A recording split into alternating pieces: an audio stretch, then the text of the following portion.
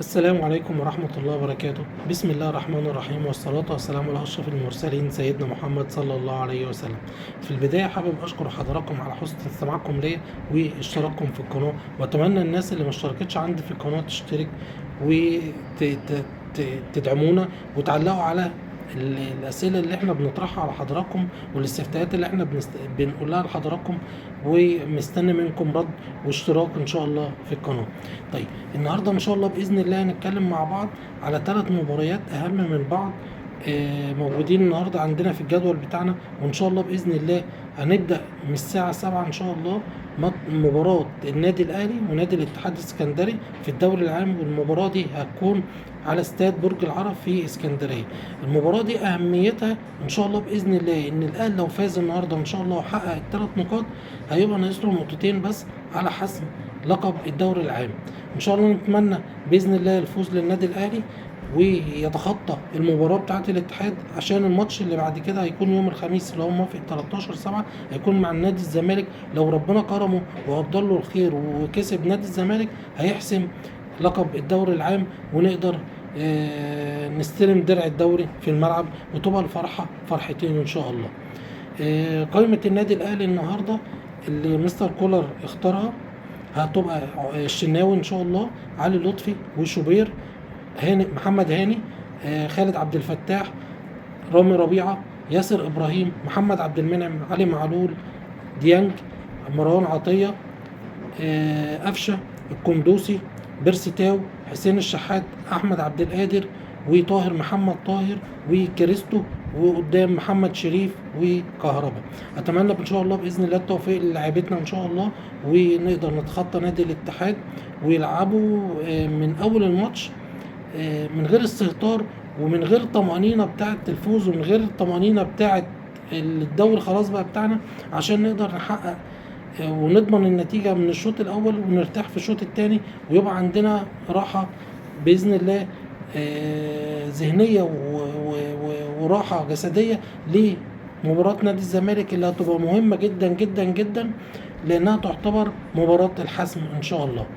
طيب المباراة الثانية اللي ان شاء الله باذن الله هتبقى في نفس اليوم بتاعنا النهارده ان شاء الله، هتبقى مباراه الزمالك وفيوتشر.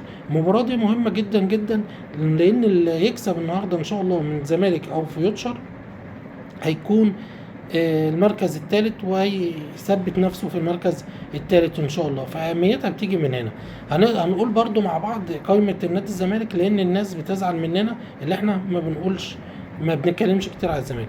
طيب قائمه الزمالك النهارده ان شاء الله: عواد، صبحي، المسلوسي، فتوح، الزناري، عمر جابر، محمد عبد الغني، محمود شبانه، وخط النص هيبقى رؤى ومحمد حسام بيسو وعمرو السيسي ونيمار وزيزو وايشو وشيكا ونضاي، وقدام في خط الهجوم الجزيري وناصر منسي وعلي ياسين لعيب صغير ولعيب كويس جدا، ومحمد صلاح ناشئ النادي الزمالك.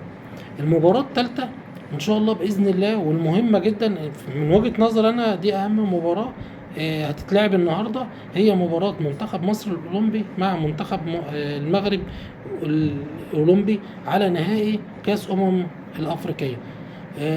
المباراة دي بتيجي اولا عشان نهائي كاس الافريقية، دي حاجة. الحاجة التانية الماتش ده هيتلعب فيه دولة المغرب الشقيق ان شاء الله، واللعيبة بتاعت المغرب كويسين جدا. اتمنى التركيز من اللعيبة بتاعتنا، وبإذن الله ربنا يكرمنا ويكتب لنا الخير والمكسب، والرجالة بتاعتنا يقدروا يفرحوا مصر كلها ان شاء الله بإذن الله بحصدهم لكاس افريقيا ان شاء الله بإذن الله. اتمنى للمدير الفني للمنتخب بتاعنا التوفيق، واللعيبة بتاعتنا اتمنى لها التوفيق ان شاء الله بإذن الله، ويفرحونا بكرة كلنا.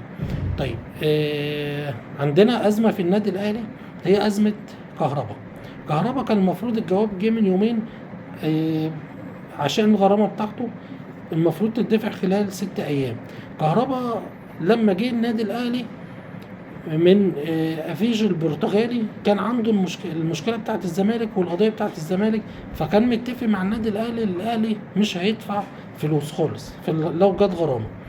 للاسف جت الغرامه 2 مليون دولار، وكهربا مش معاه الغرامه. الاهلي قدر يجمع له منهم 50 مليون جنيه، يبقى ناقص 25 تقريبا مليون او 30 مليون. كهربا للاسف معهوش الا 8 مليون، فبيقول للنادي انا معيش الا 8 مليون. فاتمنى من كهربا باذن الله اللي هو يقدر يحسم الموضوع ده، عشان كهربا لعيب مهم جدا واحنا محتاجينه في الفرقه بتاعتنا. فاتمنى ان شاء الله الخير لكهربا، واتمنى له اللي هو يسدد الغرامه بتاعته، ومع التعاون النادي الاهلي ومع التعاون مجلس الاداره اللي حابب كهربا يبقى موجود عندنا في النادي. لو الكهرباء المشكله بتاعته ما اتحلتش او الفلوس ما اتصرفتش، ممكن كهرباء كده هيتعرض لا للبيع، او ممكن يطلع اعاره بحيث يقدر يجيب فلوس ويسدد الغرامه بتاعته. اتمنى الكهرباء الخير ان شاء الله، لعيب مهم جدا جدا جدا. في اوضه اللبس كمان عامل حاله كويسه قوي ما بين اللعيبه، فاتمنى له الخير ان شاء الله باذن الله. طيب بيرسي تاو، والكلام اللي طلع النهارده على بيرسي تاو انه جاي له عقد احتراف من الدوري الانجليزي من نادي برلين. بيرسي تاو لعيب مهم جدا عندنا في النادي الاهلي، لعيب سريع، لعيب مهاري، مستواه اتحسن واتطور بطريقه كويسه جدا جدا. اتمنى له الخير.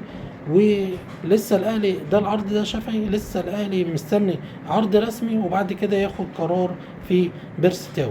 اتمنى تقولوا لي رايكم في قصه بيرسي تاو، يرحل يحترف ولا يقعد في النادي الاهلي؟ دي حاجه. والحاجه الثانيه، هنتكلم النهارده على نادي الزمالك و صفقات نادي الزمالك. صفقات نادي الزمالك اللي هو مهتم بيها محمد شحاته، لاعب طلائع الجيش والمنتخب الاولمبي. الزمالك مهتم بيه جدا جدا جدا، لعيب صغير، لعيب سريع، ديفندر كويس قوي. لو جه الزمالك او راح الاهلي او راح اي فريق، مكسب لخط نص اي فريق يلعب فيه. لو راح الزمالك هيقدر يعوض غياب امام عاشور ويقدر يعوض غياب طارق حامد. ولو جه الاهلي هيبقى مكسب كبير جدا، لانه لعيب صغير ولسه قدامه مستقبل كبير جدا. واللعيب ده بيعرف يشوط حلو قوي، رجله بتطلع سرور كويسه قوي. فاتمنى له الخير ان شاء الله والتوفيق باذن الله. طيب الزمالك بيتكلم على ميهوب حارس مرمى نادي غزل المحله، وبنسبه كبيره احتمال يجي. بيتكلم على محمد حمدي باك الشمال بتاع نادي انبي، واللعيب ده كويس جدا. الاهلي بيتكلم عليه والزمالك بيتكلم عليه، بس احتماليه كبيره قوي اللي هو يروح الزمالك. الزمالك بيتكلم برضو مع محمود حماده، خط ديفندر بتاع نادي فاركو. ومحمود حماده احنا عارفينه كلنا وشفناه في المنتخب، لعيب كويس جدا، وعارفينه في نادي فاركو لعيب كويس جدا. بيتكلموا مع غنام، وبيتكلموا مع فخر الدين بن يوسف. فخر الدين بن يوسف عقده هينتهي السنه دي مع نادي بيراميدز، والزمالك بيتفاوض معاه اللي هو يروح الزمالك. ولو راح الزمالك مكسب كبير قوي لخط هجوم نادي الزمالك. في النهاية بشكر حضراتكم على حسن استماعكم ليا، وبشكركم على الاشتراك عندي في القناة. وأتمنى من حضراتكم تردوا عليا في الكومنتات على موضوع إمام عاشور وموضوع بيرسي تاو. وأتمنى من حضراتكم تتوقعوا معايا نتيجة مباراة الأهلي والاتحاد، ومباراة فيوتشر والزمالك، ومباراة المنتخب الوطني اللي احنا بنتمنى له الخير والتوفيق إن شاء الله مع منتخب المغرب الأولمبي. في النهاية بشكر حضراتكم، والسلام عليكم ورحمة الله وبركاته.